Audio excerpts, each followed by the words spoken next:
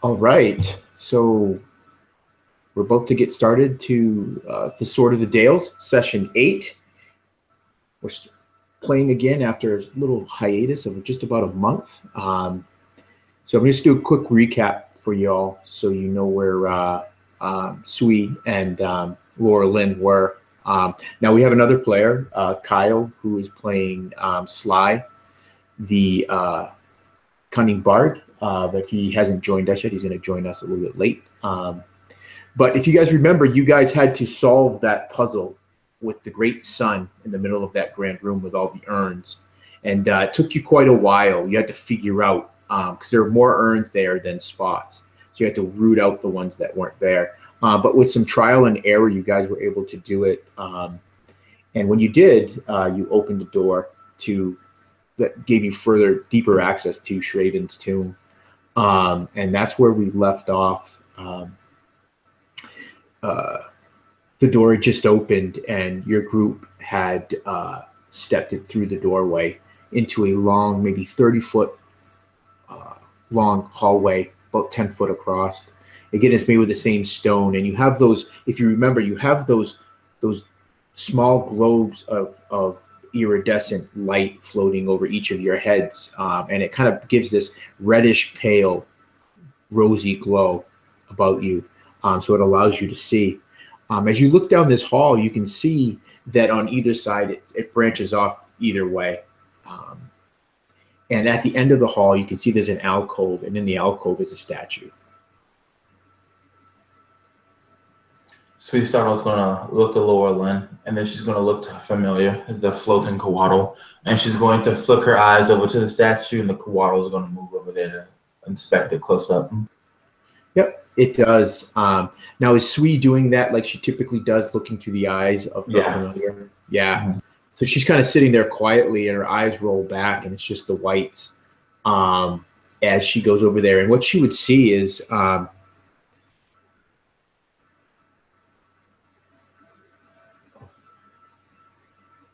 the sculpture is a young woman. She's wearing leather armor. In her hand, she holds two short swords. Hanging around her neck, you see a silver chain, and from the silver chain is a silver disc. Now, the chain and disc is of a different material than the statue itself. It looks like it's actually silver. And what also strikes you as odd is the woman's face. She has this gleeful smile upon her face. Sweet Startle looks to Loralynn, and she says to you, I believe that statue is magic, probably a trick. The disc it's wearing, you can't see it from here that well, but it's made of something different, and it has a smile on the statue's face. I don't like it. Yeah, give me Sweet, give me a religion check. I got you. What did I put my D20 out? There it is. That is religion, you said? Religion? All right. You said religion? Okay, that's going to be a 9, so not very well. 9, yeah. It's not. She's not familiar to you, the statue. It just looks like a young girl, like a human girl. Mm-hmm. And she looks to Lord, and then you said there's 2 other like pathways for us to take, right? Excuse me? You said there's 2 pathways for us to go? Yeah, the hallway ends into a T intersection, so you can go either to the right or to the left. All right. She looks to you, Loralynn. She's waiting for your response. Like, what do you think we should do, basically? Loralynn looks back at her and says, well, do you want to send her down the side paths and see if there's anything there, or? We might as well. And with that, she's going to send the coatl down one path, and then again look through her eyes to see what's going on over there. Okay, perfect. Which way do you want to go, right or left? Let's start right first. To the right? Okay. Welcome, Kyle. We actually just started a few minutes ago, so. Yeah. Sorry. Sorry I was late, guys. Oh, that's okay. The party is actually just starting to go down. If you remember from last session, you guys had opened that door after solving the sun riddle. And so you're walking down a 30-foot hallway, and it ends in a T intersection. and at the end of the hall is an alcove, and there's a statue there. So you guys are just walking down that hall, and Sui is sending her familiar down the right corridor. Can your familiar see in the dark, Sui? She can. Yeah, it has dark vision. Can. Yeah, perfect. So it's dim. So she's. I don't know if it's a he or she, but it sees in just grays, shades of gray. The hall itself is mostly devoid of anything. Every once in a while, you come across a random wall hanging, and then as you go, you go for about 60 feet, and then the hall bends back to the right, and then you see that it goes for about 20 feet. It ends with a door that's ajar, and your familiar can see that there's a still body laying just outside the doorway. Seeing this, Sui whispers to Loralynn and to Sly, "I see down the hallway. It takes another turn, and there's a door, and behind that door there's some kind of something, someone or something is dead, or at least still, maybe asleep." Yeah. How close would you want to bring your familiar to the? It would go to the door and just look at it through the crack in the door. Yeah. So yeah, it's laying just outside of this door that's ajar. The door actually opens inward. You can see that it's a man. He's laying face down. You can't see his face, but he's wearing a chain shirt, and laying beside him is in an outstretched arm and hand is a longsword. How fresh? Like, how old do these corpses look? I mean, he looks like he has only been here for maybe. Give me a medicine check. All right, actually, that is another 8. Yeah, an 8. It's hard for you to tell. There's still flesh on the body. He's definitely been dead for a while, but beyond that, you can't really discern. Yeah, but even then, the fact that there's a body in here is kind of alarming. So Suicidal says to the rest of the party, "The corpse I have found, it has flesh on it, it has skin on it, slightly bloated. It couldn't have been here for as long as it should have been. We're not the first ones through this tomb." Right. And you can give me a perception check for your familiar as well. Actually, I guess you could use your perception. My perception. All right. Oh, that's an 18 on the die. So perfect. Yeah, and you would see scattered around this corpse. You see 6 small darts. Can I have the Kawato very rapidly, basically lash out, grab a dart, and then come back? Yep. All right. Yep. It easily does that, and it floats back, and it flies back, and it flies around the corner, back into the hallway where the 3 of you are waiting. Mm-hmm. She takes it from its mouth, and she holds it over to you, Loralynn, for you to inspect it. Yes, Loralynn looks at this very closely. Is something she could roll to maybe get information about it? Yep. Give me an investigation, Loralynn. All right. That's a total of 16. Not perfect. Bad for Yeah. New dice. So you look at the dart, and it's just really nondescript. It's functional. You can tell just by looking at it that it's really not intended to fire a very long range, but it's meant to fire and pierce from a short range. But what really catches your eye is on the tip of it.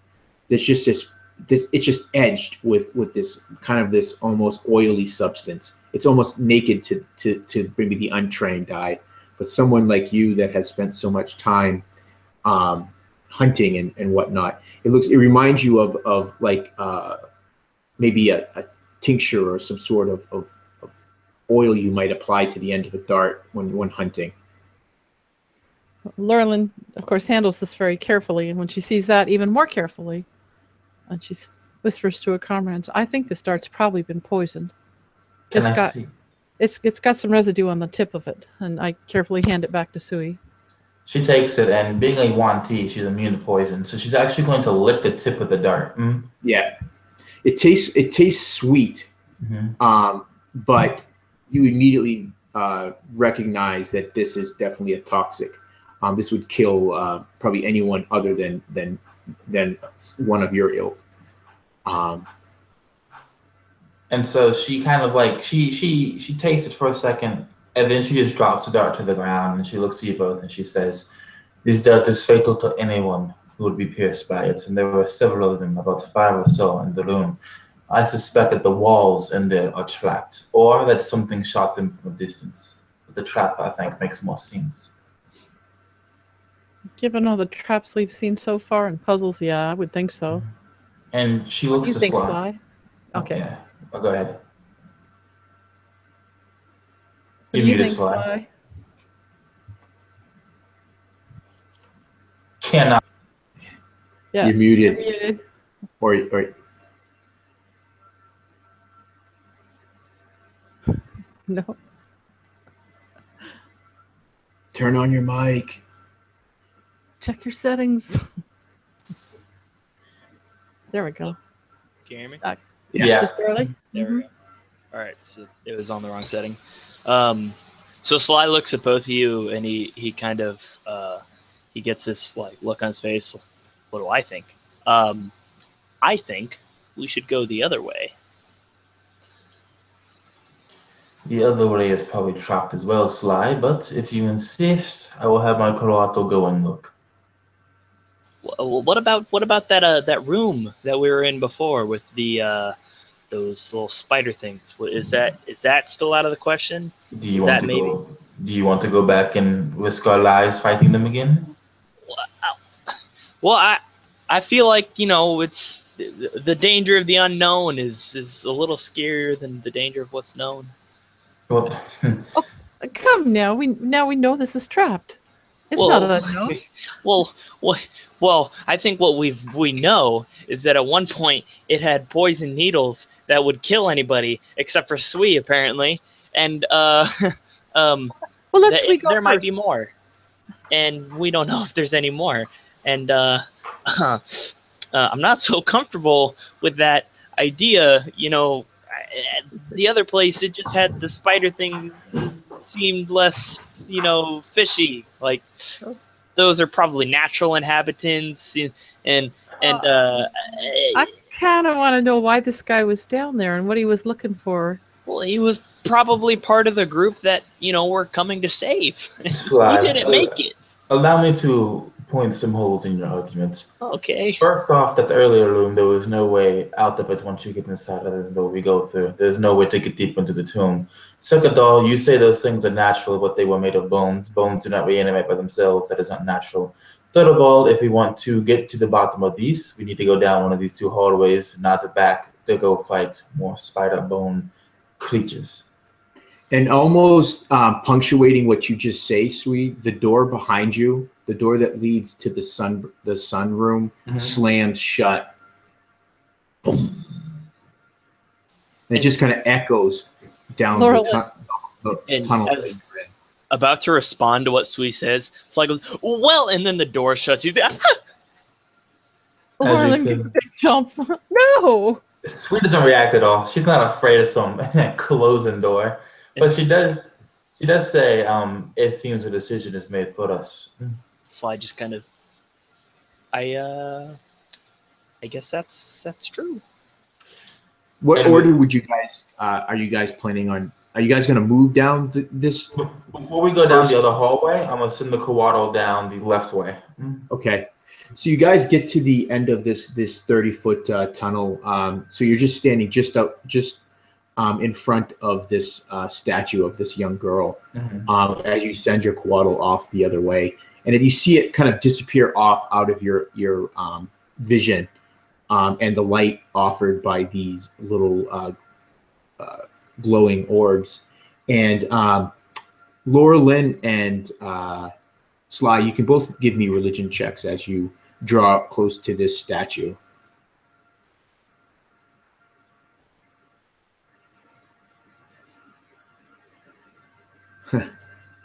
Yeah. So Sly, you look up at the statue, and the first thing you notice isn't the statue. It's the silver necklace around the statue's neck, and the probably probably about 6-inch in diameter silver disc that is hanging from that silver chain. And why it catches your eye is that it's not part of the statue. It looks like it's actually a silver chain and silver disc hanging around the statue's neck. Yeah, and he'll kind of like reach out for it, ignoring the statue. And is, ooh, kind Don't of touch look that. at it. He'll get like close and what? Why not? Sly? Well, because Sui thought there was something strange. It might be enchanted or a trap. But What it's did you get for a roll, Loralynn, for your religion check? 3 total. Oh, 3. Okay, I see it now. All right, yeah. So you guys don't recognize who this young woman is, if she's someone famous at all. What are you guys gonna do? So what's the coordinate see down the left side? Okay. So you send it down, and it goes probably about the same distance, about 60 feet down this really kind of nondescript tunnel. The walls have been smooth. The floors are tiled, cracked a bit over time, and then the tunnel turns to the left. And I keep wanting to call your familiar a she. So unless you that's mind. fine. Cool. So she goes off, and then she comes into this very grand chamber. It's probably a good 100 feet across, 100 feet deep and 50 feet across. And what she sees is in the center of this chamber, up on a slight dais, is a coffin bound in bronze. And what catches your familiar's eye is the spectral form of an elderly man standing upright, just staring at your familiar. And he seems to be like suspended above this coffin. Sui just relies all that information back to her 2 party members. And awaits for their input. Sly says, "Is that maybe the man who was talking to us through the door?" Yeah. And it's a good question and a good theory. Yeah, maybe. I want to know. Yeah, I want to know what's going on there. We're still going to have to watch for dart traps, though. Or whatever. It's not going to be any safer. You know that. Well, we don't know until we try. Sweet Sato looks at you because you're contradicting yourself so much. And she just shakes her head and just starts heading down the left hallway. Yeah. Loralynn follows her very carefully. So you guys make your way down this tunnel. You don't trigger any dart traps on your way. And then as you come around the corner and you walk and you're at the entrance of this grand chamber, you can all see now the coffin. Not because the light that is radiated by the globes above your head allows you to do so, but the coffin itself, something that was not as noticeable to Sui through her familiar's eyes, is actually radiating. It's kind of erupting up or flooding up from this coffin in a very light blue. Hey, Lionel. Yeah? Does my sword warn me of danger? Yes. There's a thrum coming from the sword in your sheath. Like, okay, guys, there's danger here. As if Yeah. this is going to be a big surprise to anyone. But my sword is warning. As Sly sees the coffin emanating light, and Loralynn says that, he kind of like, his face goes from like, ooh, what's this? And then it kind of goes, oh, what's this? And he looks back to Sui and Loralynn, he says, maybe this isn't the best choice. Yeah, and so what you see, what all of you see, is that the coffin lid itself has been tossed aside and lays shattered on the floor. And you see, all the 3 of you see this spectral form of an old man. He's wearing robes, very fine robes. He's got a finely trimmed beard that comes to a point, and his hair, probably at one point in his life, was very full, but you can see that it's thinning out, but it's very well maintained. And he's just looking at the 3 of you. A very peaceful appearance on his face. The koala slithers through the air towards the coffin and then peers inside. Perfect. Yeah, and as your familiar gets close to the coffin, the image of the man doesn't move at all. Its eyes seem to be locked on the three of you, and as you kind of peers down inside, what she sees is just tattered rags lying upon them, and she sees a sword resting inside the coffin. The hilt is pointed towards you, the tip of the sword pointing towards deeper into the chamber. You would notice that this blue glow, seems to be emanating from this sword. Well, knowing that my familiar is an expendable, summonable creature, she is going to have it wrap around the hilt of the sword and try and pull it back towards her. Okay. Yeah, so it starts doing it. What are the rest of you doing while Sui is doing this? I'm standing. I came in through the door, took one step off to the right, standing there with my bow drawn, waiting to see what happens. Perfect. And you, Sly? Sly is probably peering from just beyond the door, like a kid creeping into his parents' bedroom.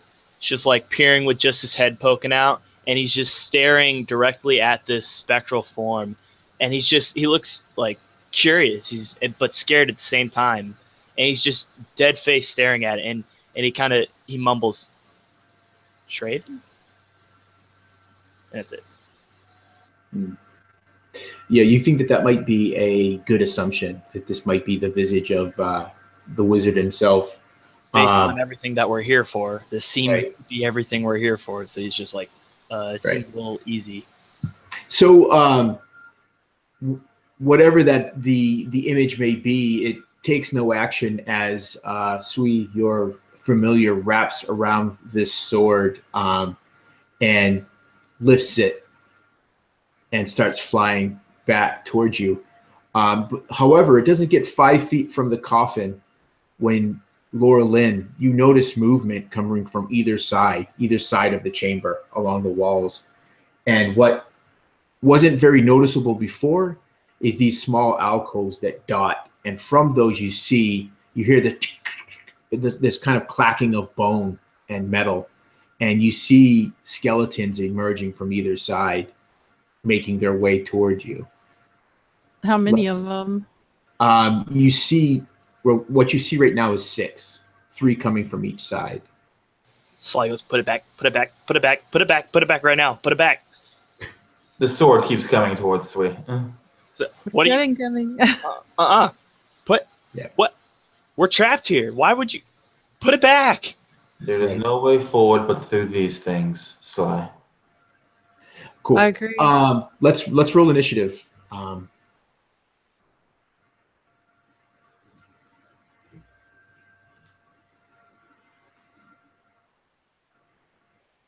Perfect.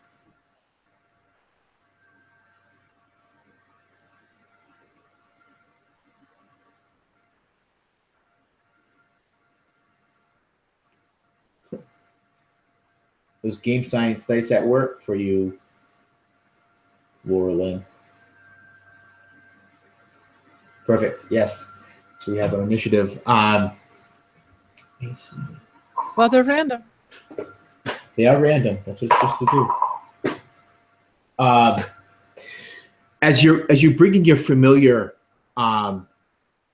directing it to bring the sword to you, Sui, you see this blur, this large blurring form, swoop down from high up in this chamber, and it buffets your familiar. Give me a athletics roll.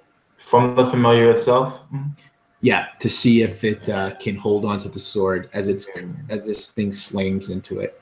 Give me 1 second. I don't think I have proficiency in that. That is a 14 plus a 1. So a 15. Yeah. So there's a clatter of steel as the sword is knocked free. Your familiar is able to right itself. And then this form, you see wings just flapping, and it disappears back up into the darkness of the upper part of this chamber.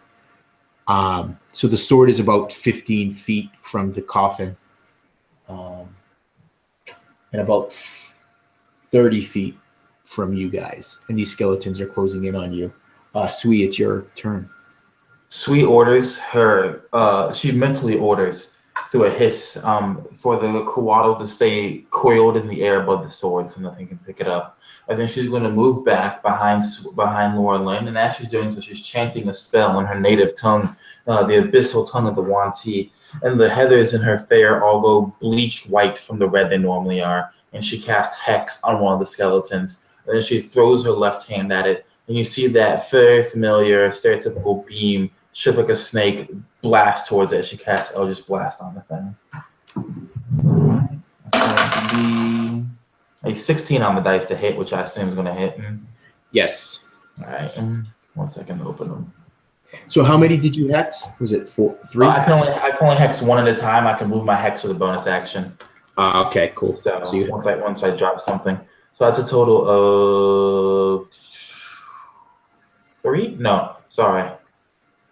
Yeah, 6 points of force damage. Yeah, so it crashes in and you see bones shatter and fall to the ground, but this thing keeps shambling towards you. And she's put Loralynn between herself and all of them.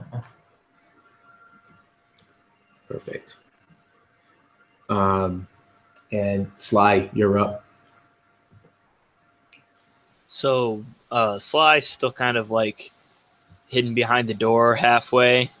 And, you know, he sees Sui jump into action. He kind of, he's going to pull out his lute this time and start strumming a couple chords and cast Bartek Inspiration for Loralynn. Perfect. Excellent. So it's 1d6. Add 5 to that last Eldritch Blast, by the way. So 11 points of damage. Sorry about that. Okay. So you actually shatter more bone, actually. One of its arms comes clean off, and it does not look like it's in good health.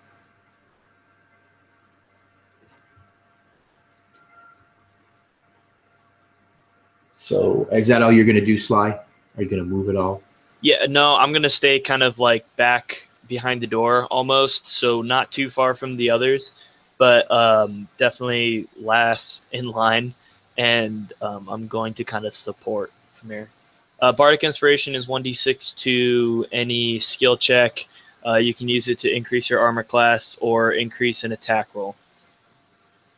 You can't increase your armor class, but you can add it to an attack roll. No, it's because, wait, hold on. I think because I got... Yeah, because I have the Valor archetype. It's okay.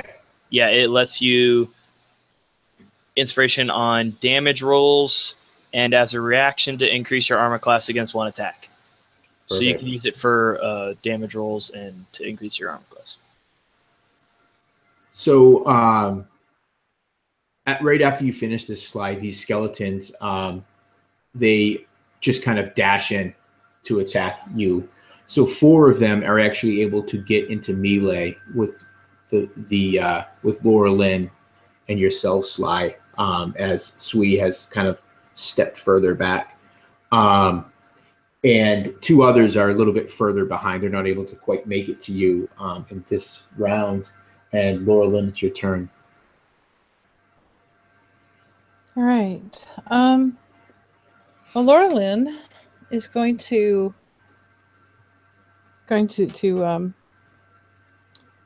first, there's a bonus action. It's going to say, I mark you, and she passed 100 mark, which you see this. Oh golly, it's been a while. You see this purple energy come out and settle on the skeleton that's hexed, and she's going to try to shoot it. I assume I can roll and then add Bardic Inspiration if I think I need it before I hear if it works or not. Oh, I don't think I will need it on this roll because that comes to a total of 26 for the attack. That'll hit. I like this dice better already. And that will be okay. Just a second here. Okay. That comes to 7 damage. Perfect. So you're hitting the one that Sui had hit with her magic? Yes. Oh, and I have to... Hunter's Mark, I need to roll that too. Sorry. That's what I get for not... There's really not a need as you're firing your bow. Yeah. Okay. So you fire your bow, and your arrow just shatters this thing's skull, and the rest of the bones just lose whatever magic was holding them together. Fades, and it just clatters to the ground. The bones, and the one of the other skeletons fills the void created by its.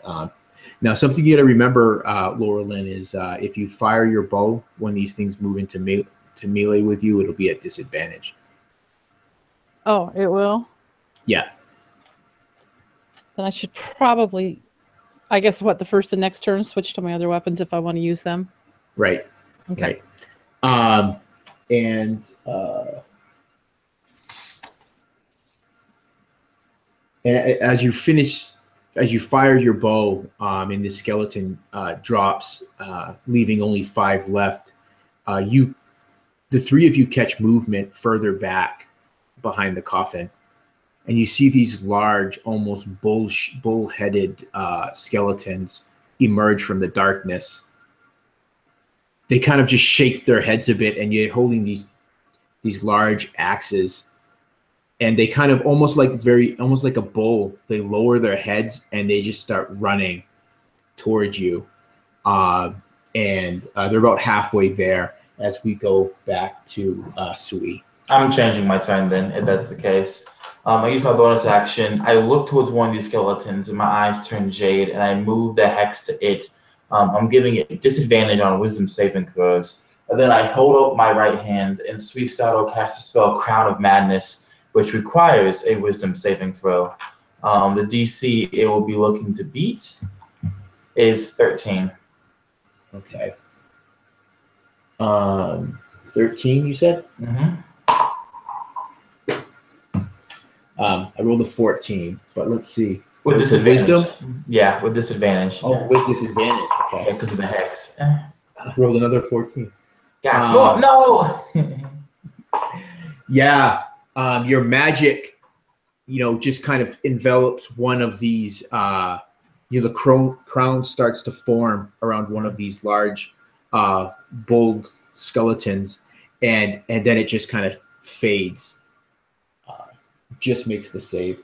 Ah, shit. Okay, seeing that her spell has faded away, and that was her last spell for a good minute, other than the hex she's already casted, Sui Style feels the barest traces of fear, and she's going to start moving back and yelling for Loralynn to start moving back as well, because we are vastly outnumbered here. Yeah, so Sui does that, and we'll go to Sly. Sly, so Sly's going to very characteristically make another bad choice here. Seeing how these 2 larger creatures coming at them now, and seeing how outnumbered they are, Sly's going to resort to what he did earlier that seemed to work pretty well. So he starts the tune changes that he's playing on his lute. He's plucking these chords, and it kind of changes, and the pace, the tempo picks up, and he starts playing a very fast, almost like Carlos Santana type song, and he's going to run towards the middle of this group of skeletons, and kind of bobbing and weaving between them, trying to slide to the middle, and he'll stand in the middle, and he stops, and he takes a deep breath, and with his right hand he comes down and he strikes a chord, and I'm casting Shatter, which is my last 2nd level spell, again to try and destroy as many of these as possible. Yeah. So you're almost in the center of these skeletons, and they're cutting at you and driving at you with these rusted short swords, and you're bobbing and weaving between them. Is there a saving throw on Shatter? Yeah, it's a Constitution saving throw. They're looking to beat a 13. Okay. Let's see. So I'm just gonna say that you can probably catch all 5 of these skeletons with it.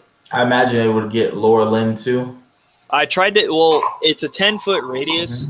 So what he would do is try and avoid what happened last time, and he would run far enough into the midst of them. Right. Like, trying to catch all of them, because there was 2 of them that weren't quite in melee range. He's trying to catch all of them and spare Loralynn.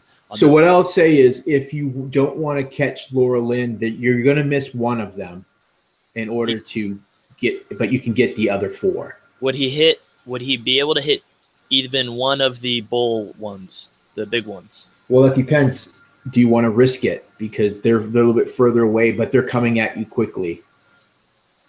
I'll say yes if you want to just put yourself in a position where you're just not going to have any movement left to back up. But I would be able to hit. I would miss one, but I'd be able to catch hit one of them. You'd get 4 of the skeletons and one of the larger bull-headed ones. Yeah, he'd go for that. Right, cool. And I'm going to say for him. Yeah. So one of the skeletons saves and the big thing does not save. Okay, so then the one that saves takes half damage, and that's 12 plus 7, so that's 19 total, 3d8 thunder damage. Okay. And it says creatures made of inorganic material such as stone, crystal, or metal. I guess that wouldn't really pertain to bone then, would it? Yeah. Bone is actually crystal. So okay, crystal so then they would have a disadvantage on the saving throw, actually. I should have mentioned that sooner. Did you just say bet, Lionel? What? Did you say bet? I don't think so. I was hoping my lingo was catching on. So what's the damage all up? 19. 19. So it's full damage if they fail. If they fail the saving throw, yeah. Okay. So 3 of the skeletons just explode into in a like a cloud of bone shards and dust. And one of these bulls charging at you gets hit, and you see some of the bone just kind of get blown off of it and crack, but the thing still is charging. Yeah, and it just when he hits that cord, it just kind of sends out this massive pressure from like air pocket, kind of, and it just expands out, and it's almost invisible, but you can just kind of see the the wind moving across it, and it'll, as it hits these skeletons, and it hits the bullheaded one, it kind of brushes over him, but you can definitely feel the force from it. And Sly, kind of after he does it, he kind of falls to one knees. Oh, that's exhausting. Yeah. And he'll kind of look up and see the situation he's in now. He's like, good choice. Yeah. Good choice. I was gonna say, as you look down, you can see the tiles kind of just shaking a bit, and you look up just in time to see one that you had hit with the spell bearing right in, and its head just lowered, horns coming at you. Loralynn. Actually, no, it's the skeleton's turn. So we'll have and a skeleton will attack you, Loralynn, and one will attack you, Sly. Oh, yeah, actually, remember, I'm not using my shield, so it's 15 and not 17. Okay. It's going to miss So anyway. It just you easily parry it away with your sword with the attack, and yeah, and you, Sly, you're like on hyper alert, so you duck under this very laborious strike. That skeleton does not look very well either. You see that it's got fine cracks all the way through its head. Its jaw has just been shattered off of it. And now it is your turn, Loralynn. All right. So I have a skeleton right in front of me. Do I have more than one in front of me? Nope, just the one. And you see that there's one that is trying to skewer your little Bartek friend. And you see these 2 Minotaur skeletons bearing down. One bearing down at you and one bearing down on Sly. Would I be able to take a? Oh shoot! If I try, if I use my bow on the one in front of me, it's a disadvantage, right? Yes. What about if I try to shoot one of the minotaurs? Is it still disadvantage because there's one in front of me? Yeah, I would probably say it would because it's hard to fire a bow when you get someone trying to stab you with a sword. All right. She's gonna go ahead and just drop the bow, grab her shield and the sword, and take a whack at the one in front of her. And she's gonna shift her hunter's mark to it. Okay. Yep. And she's going to roll the Bardic Inspiration. Oh yeah. Okay. I have to do math with my fingers anymore. I'm getting old. Okay. Will 15 hit? Yep. I have that right. Yeah. Now you're going for one of the skeleton. The regular skeleton in front of me. Yeah. Yeah. That's right. I get a hunter's mark bonus too, don't I? Yeah. Okay, so that'll be 12 points of damage. Yeah. So you bring this sword through the skeleton and you cleave it in twain.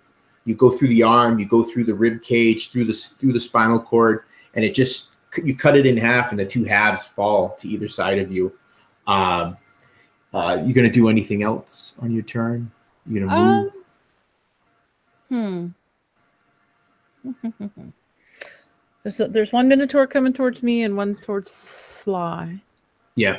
I'm I'll take one step so that I'm sort of right next to the door, but I'm gonna stay in the room with my sword and my shield. Perfect. Yeah. So you pull your shield out and slip your arm into the straps, and these minotaurs bear down on you, the both of you. The one you hit with the shattering spell, Sly, is first to reach you, and you realize how big it really is as it draws in close. This could really hurt.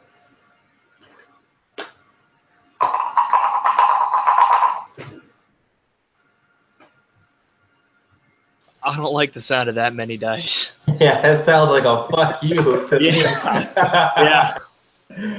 So a 15, does a 15 hit you?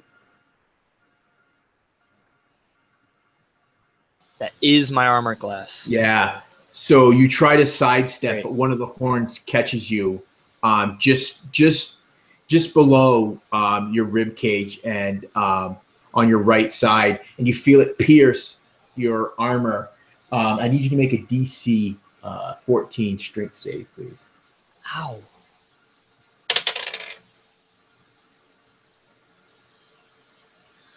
Do we have... I don't know if I have any inspiration carrying over. I don't think I do. Yeah, I don't track that for you guys. So I have an inspiration. I'll be happy to give you one. Well, I rolled a nat 1. Yes, I will give you an inspiration. All right, cool. Thanks. You're bound to do better than that. Because I might die. Yeah, I don't want to lose you. That's a 17. Hallelujah. Nice. Perfect. So you take 11 piercing damage as this horn drives into you, but you're able to shift your weight just enough. Then when it tries to toss you in the air and throw you, you're able to resist it, and you kind of sidestep and skitter off to its side. And it kind of just turns on you, just not even paying any attention to Suistadel, who is a little bit further back in the archway leading into the chamber. Is this the Minotaur you hit, Suistadel? No, yeah, that's the one I hit. Okay, cool. All right, so now let's resolve you, Loralynn. So the other one comes thundering at you. You get your shield up, And so that's a 17 AC. Yes.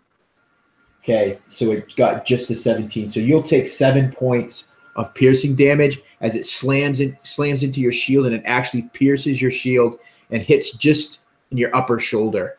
But give me a DC 14 strength save.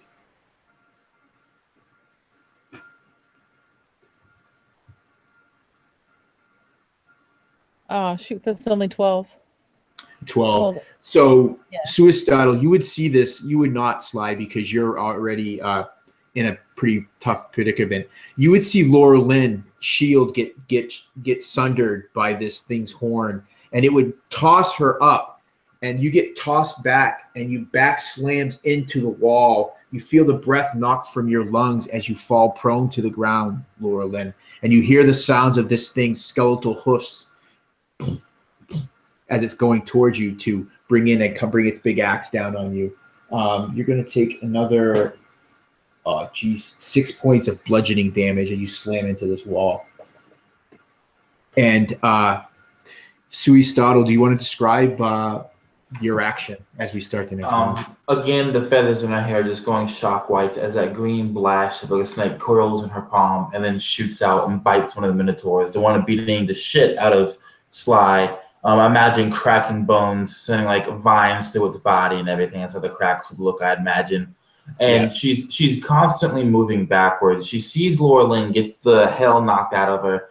And for a second, it's like Sui's mind stops working because she doesn't know how to process the situation, because she didn't imagine a situation happening where Loralynn's life would be in danger and Suicidal's magic wouldn't be able to pull her out of danger.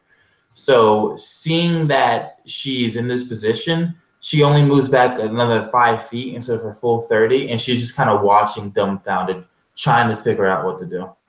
Yeah. It's hard for Sui to know whether Loralynn is even alive.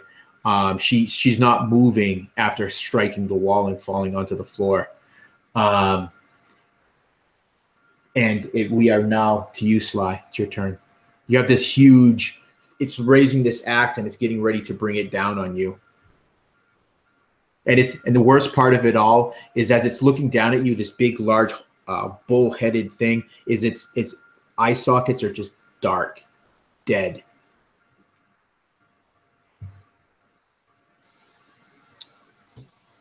I need to look at what I got here, see what options we have.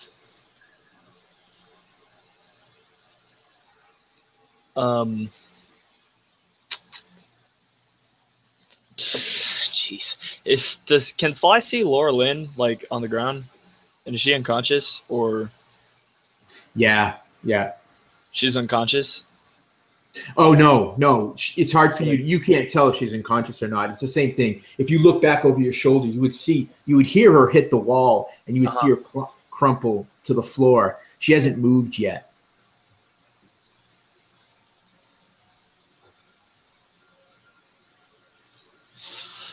Oh, man.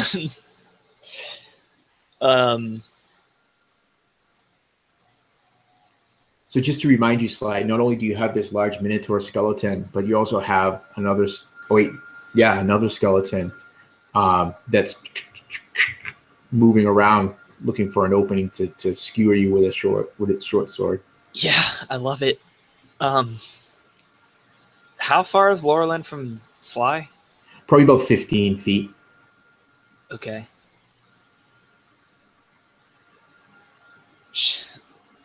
Well, I'm trying to figure out in my head is if it would even be feasible for Sly to make it over there and drag Loralynn out of the room so that we would be more in the hallway.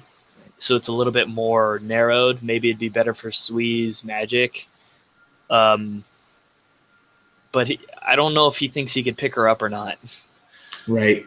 I think that self-preservation would probably kick in for you, Sly. The cold sweat of panic is on you. You have to save yourself probably before you could save her. Maybe Sui would be able to help her. Yeah, there's no really good way of getting out of there without getting skewered, is there?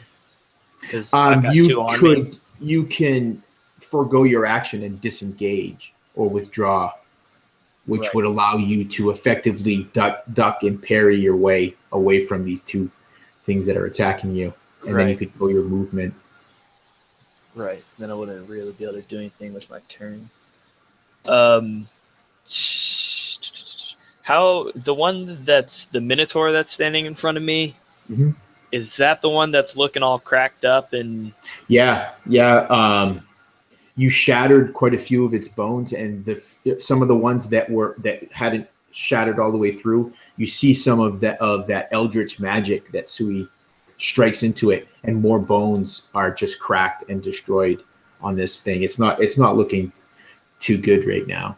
All right, so what Sly would do is, as he's laying on, he's kind of getting up from being flown across the room, basically. He's gonna toss his loot to the side on the ground, and he's gonna pull out that short sword that he got from Matthias, and he's gonna kind of bear up, and he's gonna run at this Minotaur and try and take a swing at it with the short sword, see if he can't finish it off real quick. Wait, he's running to do it to the one over Loralynn? No, the one that's in front of me. Okay, that's trying to destroy me. You would have gotten torn to pieces, my friend, which I would have loved to see. Thanks. I love it. That's a 13 to hit. Yep, that'll hit. These things aren't heavily armored, and they aren't too fast. Great. The skeletons. It's my favorite part. That's a 6 damage. 6. All right.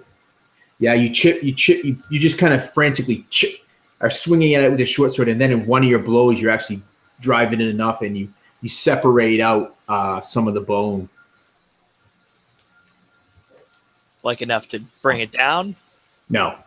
All right, cool. Love it. And as you're doing that, that gives an opening to the skeleton that's off to the side of you.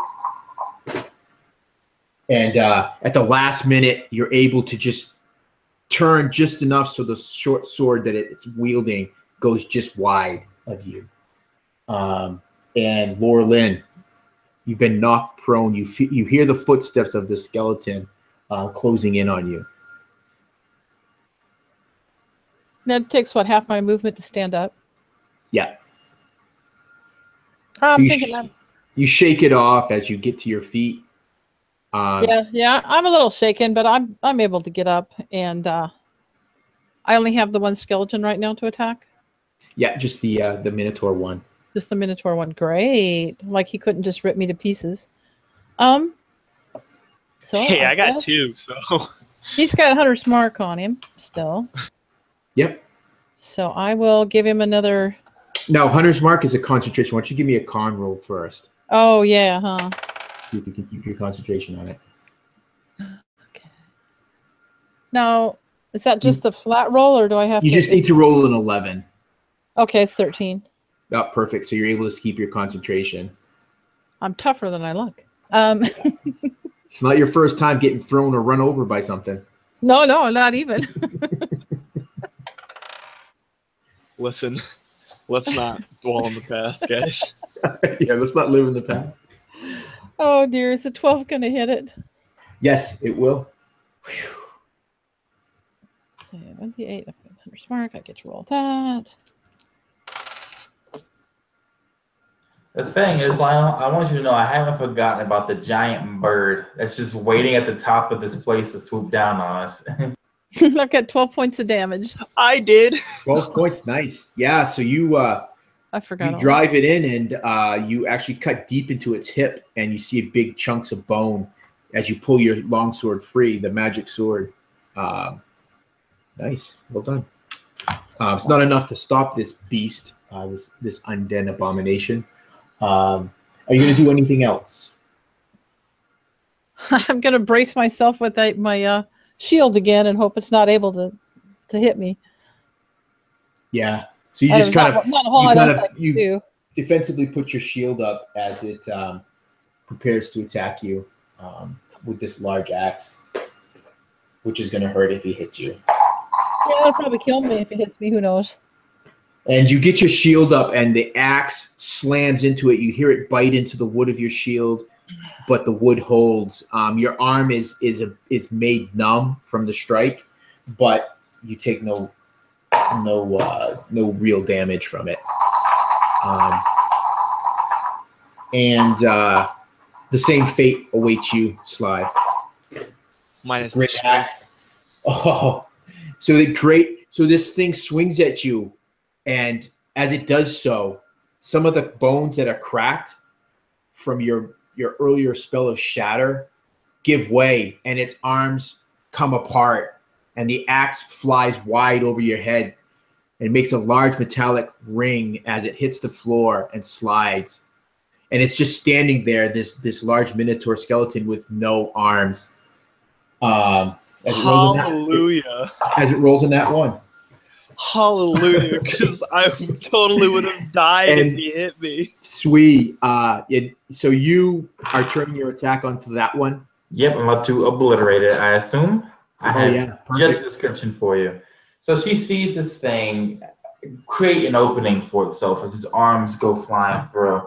And instantly, the reptilian part of her brain kicks in full instinct. And it's not anger, it's the need to survive and to destroy whatever's threatening her and her pack right now. Her little swarm, her nest of baby snakes, which are these two. So she throws out both of her hands, and two twinned Eldritch blasts shoot out. Now, as they stream towards this Minotaur, the Hex spell is still raging. And if you remember, Suicidal's Hex spells look like ghostly snakes writhing and destroying things from the inside.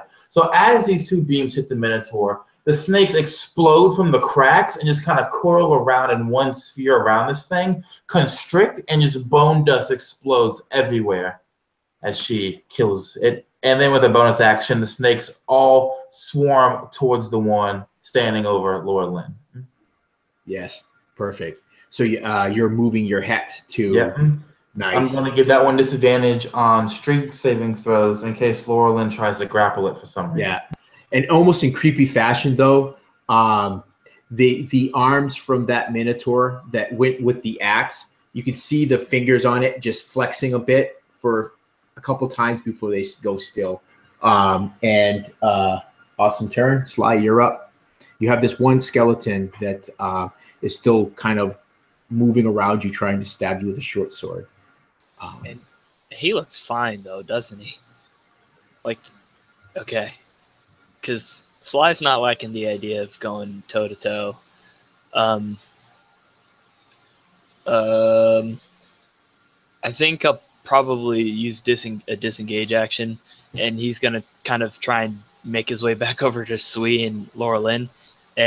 But staying away from the Minotaur, like not within swinging range, like he's going to come up behind the Minotaur, but get away from that other skeleton because that thing is way too lively. Well, give me an insight check real quick. Oh. Or actually, no. What's your passive insight? My passive perception? No, passive insight. What would that be? 10? It would be just are you trained in insight? If you're not, it would just be your 10 plus your wisdom bonus. I'm not trained, so it's 10 plus wisdom, so that's 11. So yeah, you think that you could go over there and it would be safe. Yeah, that's where I'm going to go. It wouldn't be able to reach you. That's where I'll go then. And I'm unfortunately leaving my loot behind with this brutish skeleton. So I'm left with just my flute now. Thankfully, it's not intelligent, so it's not going to smash it on you, just to rub it in. Perfect. And but it does chase after you, though, this skeleton. And it misses as it swings for you. And that'll bring us to you, Loralynn. The tide of the battle seems to be turning more to your favor now, as one of these large minotaurs has been destroyed by your concerted efforts, and all of the skeletons but one.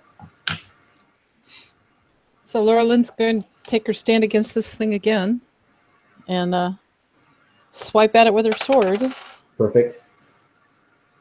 Although that doesn't look too good. Let's see. I don't think 9's going to hit it, is it? A 9? Yeah. No. Did you use the inspiration that Sly Yeah. had given you already? Yeah. I sure did. To very good effect at the time. So you hastily bring your longsword in to try to maybe finish this thing off, and all it does is just kind of it scrapes along the bone of this thing's large thigh, not causing any real significant damage.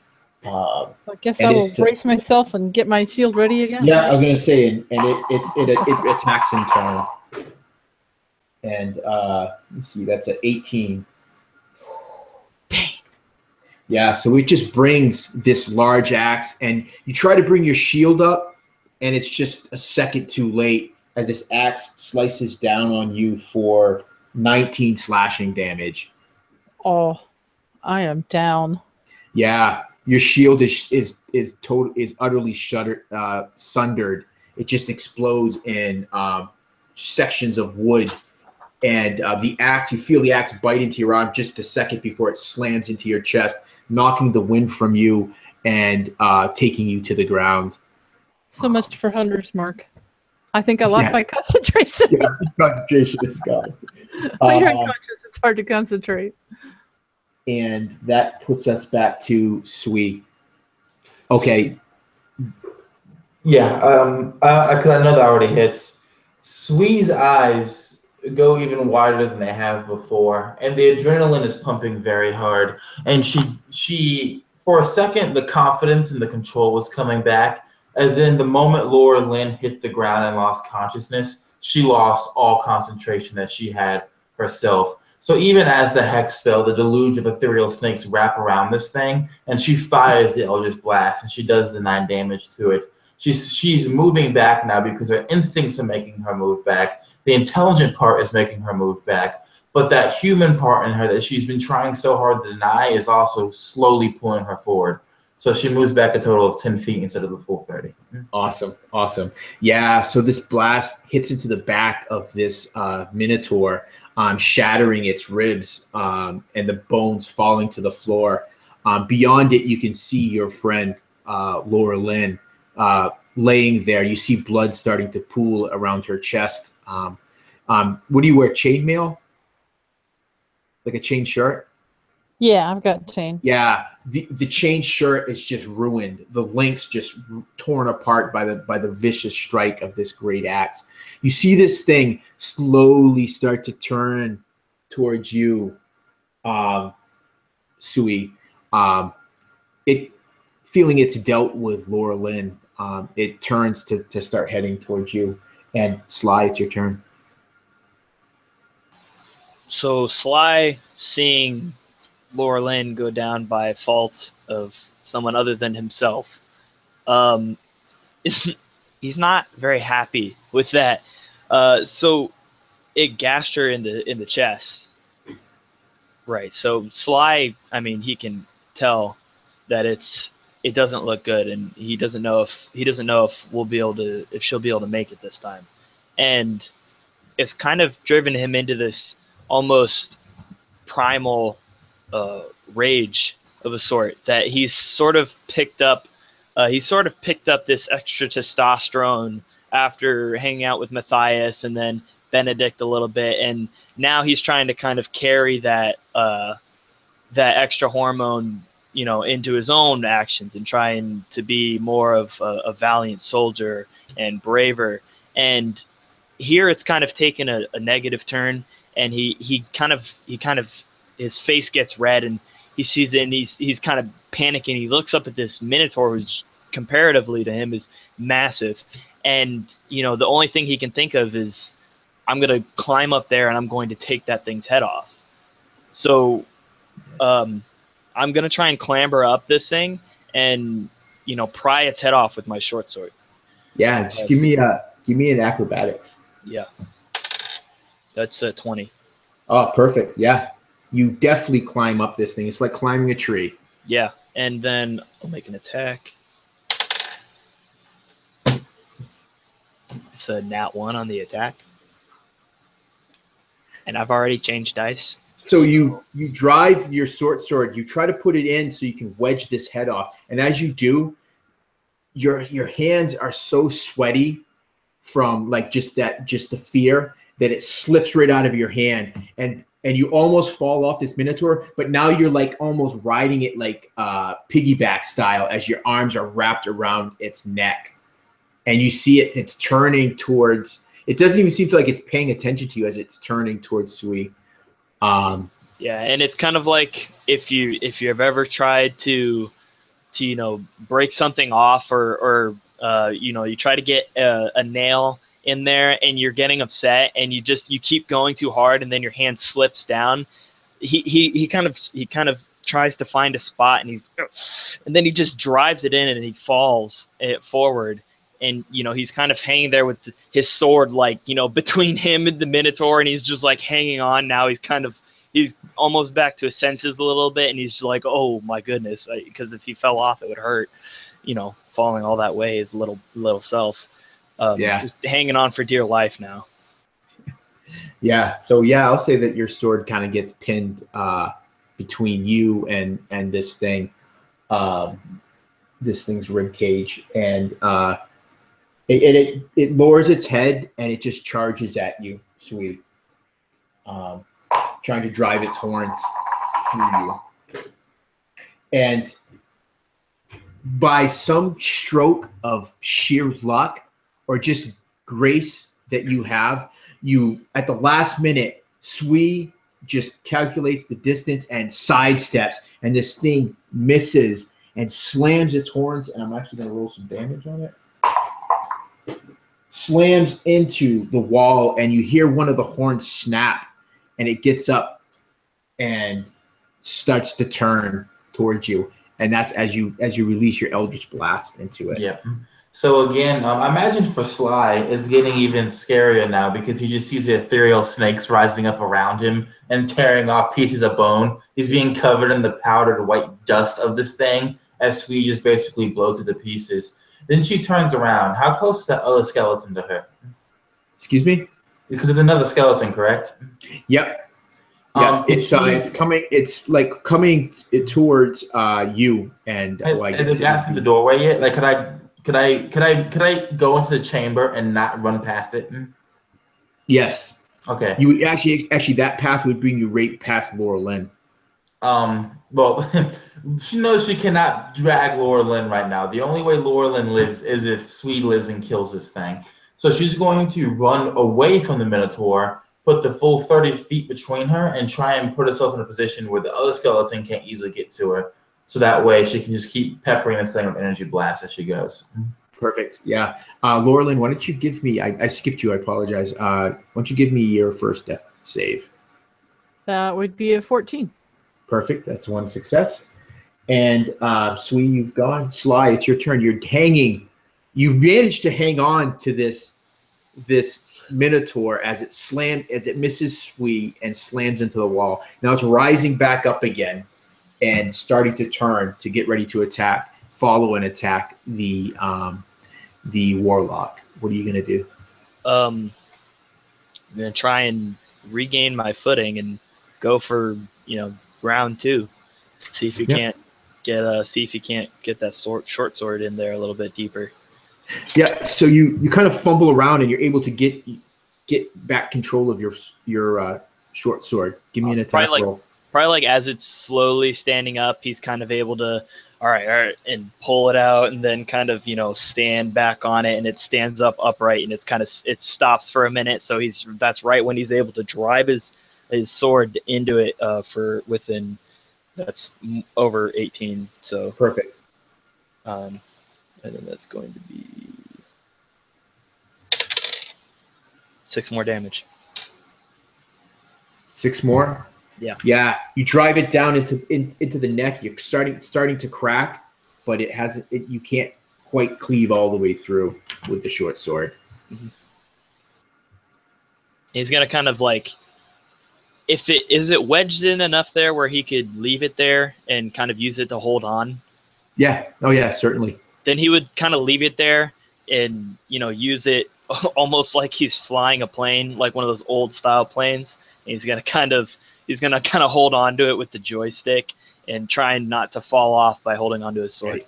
He probably thinks too that if he leans back enough, he could wedge it and pull it and to dislodge the skull like he was trying to do. Next time he gets a chance, that's what he's going to do. Yeah. The other skeleton is giving chase to you, Sui, and makes a weak swing at you with a short sword. And, it'll actually hit. Shit. 22 for 5 points of... I keep concentration. Perfect.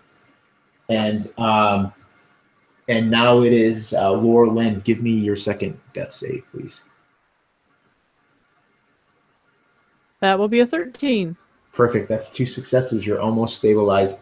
So this still, it's giving you no mind, and it charges at Loralynn. I mean, not Loralynn, Sui, to try to impale her. And luck is still with the Yanti as it misses. It doesn't careen into a wall this time, but it kind of skids and tries to turn back on you, Sui, as it is your turn. All right. So... describe how you decimate this. Yes. That will definitely so do it. in order not to have disadvantage, she actually whistles. So the Kawato comes flying in and it's going to perform the help action. The snakes rise up and they go inside of the Kawato, and then all of its feathers just produce more snakes that bathe this thing, blinding it. They're wrapping around its limbs, constricting it, and then she just fires that other Eldritch Blast at it. And again, you see that sphere, you hear the hissing around you, Sly. It's so loud it's almost deafening. And then just the explosion of bone dust all across the chamber, the ground underneath the Minotaur cracking from the force of the spell. Perfect. Yeah. So this thing just is eviscerated by your magic, and Sly. And I move it to the skeleton. Yeah, Sly. So this thing just comes apart. You're kind of holding on to it, and you see Sui's like ethereal snakes twisting in through its bones, ripping it apart. I'm assuming you drop down off of it. Yeah, so as it was charging past Sui, Sly's still kind of like holding on. He's kind of shaking and bouncing a little bit, but he's still determined, and he's trying to drive his sword deeper into it. He's trying to get that to that spot where he can pop its head off and kill it. But and then as it kind of skids and it turns to make another go at her, and the snakes all come Sly, and they're attacking this thing, ripping it apart. The first time Sly was, he was freaked out a little bit. He was like, whoa. But this time, he's focused, and he's driving deeper and deeper, trying to, help. And he's taking these snakes, and where normally he would probably be scared shitless, he's just trying to kill this thing because it hurt Loralynn. Yeah, it is dead. Yeah, and he's as he's standing there, on top of it, he doesn't leave until it like basically is torn to shreds. And I imagine he probably kind of like as it's going down, he'll probably fall off when its head or whatever is disconnected, and he drops his sword and he falls to the ground. And he'll kind of like get up and just look over it, successfully, victoriously. Okay, and you would see one lone skeleton moving in to kill Sui. You can reach it with your movement if you wanted. So as he's looking over this Minotaur, he kind of hears the clambering of the bones across the floor. It's probably walks awkwardly, and he looks over and he sees it. And his face comes back, and he bends down and he grabs his short sword, and he just kind of like swiftly walks over to it, not running and not really like just walking, but he's very like determinedly and masculinely walking over to this skeleton, his little 3.5 foot tall self, and he's gonna take a swing at one of its legs with the sword. Almost like a bat. Very poor form, but that's a 13 to hit. Yep, that'll hit. And then a Ooh, 8 damage. Max damage on the die. So he's just very gripping his sword, and he just swings as hard as he can right into its leg. Yeah, you take out its leg, and it falls to the ground, and you probably give it a couple more whacks just to make sure it's not going to get back up. And definitely. Then give me your last, hopefully your last death save, Loralynn. 12. Perfect. Yeah. So you stabilize. So all you guys see Loralynn laying on the ground or on the tiled floor of this tomb, and it's silent now. It's that death, eerie silence. You said it's about 100 feet up. You can't really tell how far up it is. You can see probably you have dark vision. Yeah. For 60 feet. So you can see about that dimly, and it's dark, and you know that it goes further. The Quaddle dashes upwards. Okay. Does it see that bird monstrosity yet? It doesn't see anything. Are we still in initiative order? But what it does see, Sui, is it sees like holes. Mm-hmm. And they're very geometric, and they're spaced out evenly. 3 holes along there. So whatever it is probably flew out one of these holes. So knowing that it came to knock the Quaddle away from the sword, she moves over to where the sword is, and she says to Sly very coldly, "Go check on her." And after she says that, she goes to the sword, and she's going to reach over and pick it up, and she's going to hold her action to do what I had in the chat towards this bird if it comes swinging back down. Perfect. Yep. So we'll pick up with you in a second, Sui. Sly, what do you do? So Sly doesn't even need to be told to go check on Loralynn. After he's finished destroying the skull of this one skeleton, he kind of steps on it, and he's walking over to Loralynn as Sui walks past, and she says, "Check on her." And he tosses his sword to the side, and he gets down. I imagine she's kind of like half propped up against one of the walls or something. So she's like kind of slumped, and he's checking her wound, and he sees that she's at least breathing properly, and he says, "All right," and he kind of pulls out his flute, his last remaining item, and he kind of cracks his neck, and he loosens his shoulders a little bit, and he starts playing that same song that they've heard a few times now, and I'm casting Cure Wounds to bring her back, and that's my last spell slot. Perfect. So Loralynn, you would, as he finishes his song, the final note kind of fades off into this vastness of this tomb. You find yourself returning to consciousness. 28 plus 3. Thank you. Are you going to roll it, Sly? Oh, I thought she rolled. Yeah, either way. It's fine with me. I rolled 2, so that's 5 HP. Okay, cool. Better than nothing. So Loralynn, you come back to consciousness. You look up and you see the face of Sly. He's just bringing his was your flute? Yeah, my flute. So he's just bringing the flute down after finishing his song. She's used to seeing that now. Yeah. Loralyn's like, "Did we get them all?" We got it. Yeah. Oh, good. And she's actually going to kind of hack and gasp her way through casting a spell on herself, and she kind of places her hand on her chest and casts out a few words. It's your chain shirt is just ruined.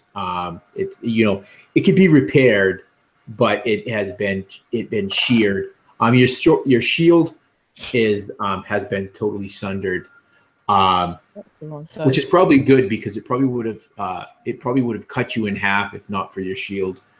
But it's very, very sore. The axe cut fairly deep into your flesh, and cleaving some of your ribs. But as you cast your magic, you feel those bones starting to knit back together. Yeah. Well, I didn't roll very much healing there either, so I'm still pretty beat up, but sore and not moving very easily. But I'm able to stand up. So and kind of like pull up my chain shirt so it doesn't bind too much, but. And Sly's helping her up as much as he can. You know, being like. Does that basically mean I don't have any armor since my shield's gone and my chain's what you probably could do is you could probably field fix it. You could probably, with some downtime, take your shirt off, and you could probably just use some leather.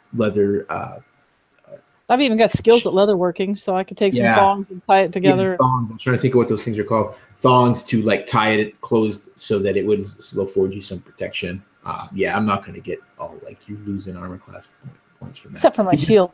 You just have to get it repaired when you get back to civilization. If we get back to civilization. You pick up this glowing blue sword. Do you notice that the blade itself is unblemished, as if it's never seen combat? It's got this mirror-like sheen to it, and the steel is highly polished. You see these intricate runes carved in along the side of the blade, and it feels light in your hands.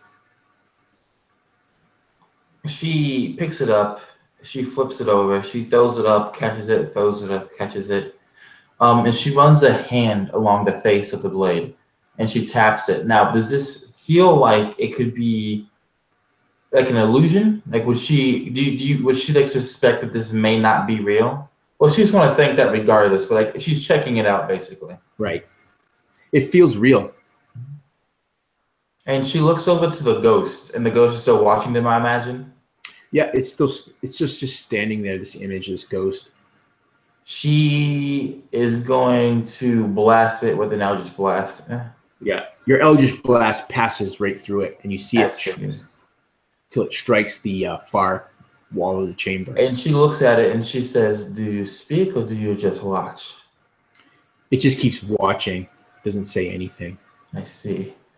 And with that, she is going to like use her arrow quiver as like a makeshift like holder for it, and she just slides it in on her back basically.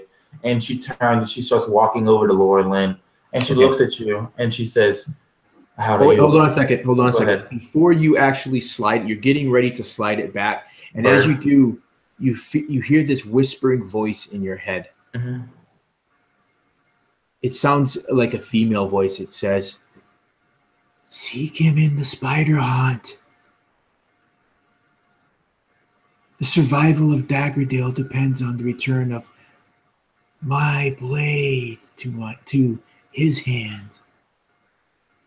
And she pauses when she hears that. And as you pause, it continues. It says, "Send word to his sister Silvermorn.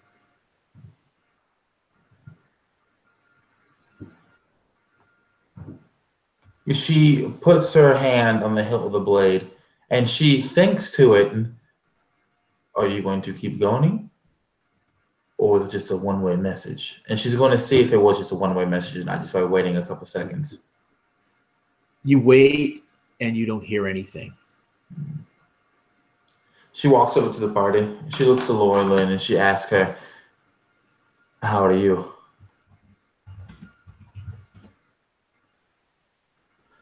I've been better, but I can stand up. Sly speaks up a little too. He says she needs to rest, and at the same time, he's kind of like grabbing one of his right leg. It looks like now maybe the scars of or the battle is kind of catching up to him a little bit. "It is not safe to rest here. You must move out of this chamber. There are bird creatures up there that attacked my Tawata earlier. If we stay here, we'll be endangered."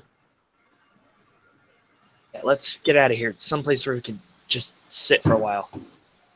"I suggest we go back to the entrance of the main tunnel after the sunroom, where it's split into the T before that statue. We go there, we rest for a while, we patch ourselves up, and I have achieved this. And she turns and she shows the blade on her back, and then she tells them that it basically started whispering crazy voodoo into her head. And she tells them what that voodoo was. Yeah. When Sui shows you guys the sword, it looks like the sword that was described to you by Loralynn.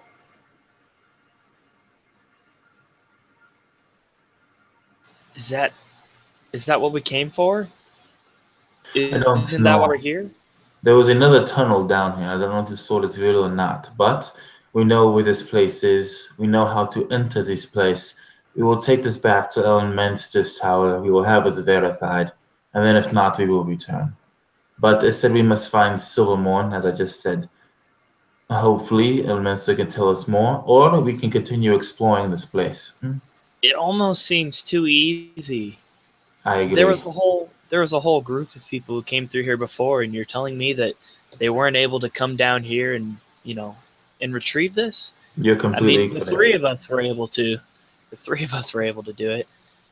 My suggestion is that after we rest, we go down the other tunnel. I agree. Loralynn kind of coughs and says, "Maybe it wasn't that easy." Go ahead, Lana. So Sly, I was just as you would say that one of the things that maybe one of the others would remember is as Lero was telling you or hiring you to do this, he says that when he spoke with the survivor of Randal's men, they actually had retrieved the sword. But if you remember, they were set upon by undead, and they were overpowered, and the sword was taken back as well as Randal. Now you have the sword. It's Randal you do not have. Randal is not. You didn't find Randal. We can either continue looking for Randal, yeah, or we can at least give the sword back to Elminster's, or whatever he was, and let him keep it while we return and look for the body of this man. Well, didn't you just hear that the survival of the Dales rests upon getting that sword in his hand? That's got to be Randal. Of course, but it also said we need to take it to Silvermorn. Yeah. So without like any sort of insight check, you would assume that the whispers that you heard, Sui, when it said him, it's speaking of Randal, because of the connection to Silvermorn, which you assume might be some relation. It called him his sister.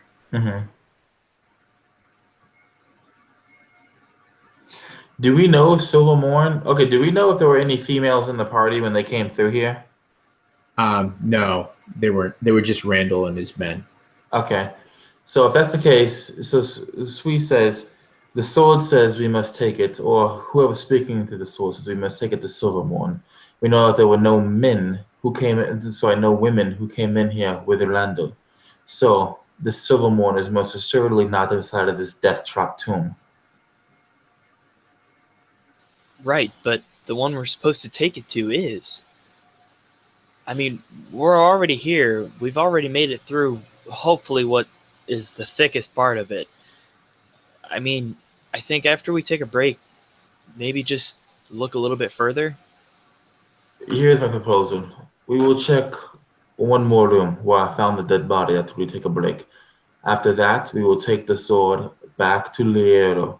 So that's why when we return to find Randal, should we die, which it seems there's a high possibility of now, at least he will have the sword to give it to whoever he needs to give it to afterwards to continue on our mission. And also, the Zentarum are looking for us. We know that too. So if we leave here now, we might not make it back to the Shadowdale. That is true. That spectral female voice comes back into your head, Sui. And it says, "He is not here. He was taken from the tomb." Sui Startle pauses, and she has this look of concentration on her face as she's casting a spell. And then she relays what she was just told to her party. So how are we even going to get back out? Well, get rested up and then start figuring it out, I guess. That's the first thing we need to do is just take a break. Sui Startle would agree with that, and she would lead the party back to the statue, Lionel, and that's where they would set up camp, I imagine. Okay. As you get back to where the statue was at the T intersection, as you look down the tunnel that led deeper into the tomb, the door that leads to the sunburst room, you see that the door is now open. Well, there's a way out.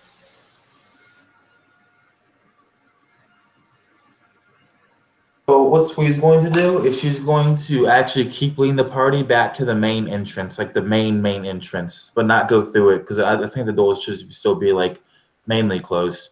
So that way we can basically look out and see what's going on in the forest as we go to the rest up and like patch our wounds and all that good stuff. Okay, so where is it you guys want to rest? Inside the tomb, in that entryway? Inside the entryway is what I'm outside on the dais. By the sentient gate, the sentient door, right? Yeah, on the inside of it though, not on the outside of it. Right, but in that main hall where we first showed up with that. Yeah, perfect. Yeah, you guys can definitely take a long rest there if you would like. If you spend more time looking at the sword, any one of you, you can give me an Arcana roll. And if you'd like to expend hit die to gain hit points back, you can do so. Also, during the rest, Sly will be tuning his lute. After he dropped it, it kind of went out of tune. He'll be tuning his lute, and that essentially is I'm doing Song of Rest, which is an additional 1d6 of health during any rest. Oh, yeah. Yeah, I think... typically, I do slow healing rules, but I think for this game, we have been using the regain your hit points at full after a long rest. I'm okay if you want to do slow healing, but I wasn't sure. Yeah, I don't know. It's been a while since we played, and it's been a while since you guys really got into a really big fight where you got hurt. Typically, how I do it is if you take an 8-hour rest, you can use one of your hit die for every hour you rest. We're going to go with that. So you can use as many hit die as you want because you don't have 8 hit die. So, and with the Song of Rest, you can add, if you use hit die, you can add another D6. Is that how it works? Yeah. Yep. It's an extra 1d6 during the rest. Perfect. So that'll take me up to full. Yay. So you guys take in you eat some food, you drink some water. You get that rest that you guys have so earned and deserve. No, it's my shield is destroyed though, right? Yeah, your shield is destroyed. You're gonna have to replace that. Okay. Did anyone make an Arcana? Was you an 11 that your Arcana? Yeah. Yeah. You're not quite certain, Sui. You still suspect that maybe this might not be the sword. I have a total of 20 for an Arcana. 20. Loralynn, you do believe, based on how it was described, you believe this is the sword of Merrydale. You're not 100% certain because the runes carved into it are very foreign to you all and ancient, but you believe that it does mark it as the sword of the Dales. So yeah, I tell my comrades then that all indications are that this is the sword. I mean, I don't recognize the runes, I don't know them, but and you would notice too that the sword always gives that light blue ambient light. Yeah. On the topic of that, Swee's going to ask Loralynn if she can make a sheath out of leather or just some kind of wrapping, just basically the wrap around it so it doesn't attract everything for 10,000 miles. Yeah, you definitely can do that. That's pretty mundane. So you guys, after a long rest, you awake, you feel refreshed. You're sitting there in the entrance of this tomb, these lights kind of bobbing above you. What do you guys want to do? It's the crack of dawn, it's morning, so Sui looks at the rest and she begins trying to basically leave. Yeah, let's head back. What did we do with our horses when we went in? You kept them. Remember, you kept them with the bear, with your bear and Thomas. So I guess we'll head back there and see how things went with the bear and Thomas and the horses. Before they leave, Sly would. It's a brisk morning. Fall is definitely well on its way. and soon winter snows will be falling, and that'll really hinder movement. But you make good time, and you get to the little ravine that you had left Thomas and Loralynn, and you find him there playing with I can't remember the name of your bear. Honey. Yeah, you find him playing with Honey as you guys walk into it, and he sees you all, and he smiles and just runs up to you, Loralynn, and says, "You're back and you're well." I told you I'd be back, and she gives him a big hug. And she goes, "Honey." Before we get too deep into that, before we leave, Sly would bring up the idea of checking that library for maybe more information, that secret room, because it is Shraevyn's tomb, and assumedly that's Shraevyn's library, that we might be able to learn more about this sword or who it needs to go to. So he'd bring that up to them, but leave it to them all. Things don't just lie. Okay. I was trying to say it, but then we started talking, and I was Sui believes this to be a bad idea only for the fact that she doesn't want to fight anything else right now. He would bring it up, but he wouldn't be adamant about doing it at this point because he's exhausted. Loralynn, even healed, is feeling it, you know. When you get close to that, where you know the secret door is, you can hear that scratching up against the door. Something that you guys hadn't noticed before. So maybe later, maybe at another time, you guys might decide that you're going to come back now that you know where Shraevyn's tomb. We're bringing Honey next time because we need we need these Beastmaster powers to start being used. We need the tank. Right on.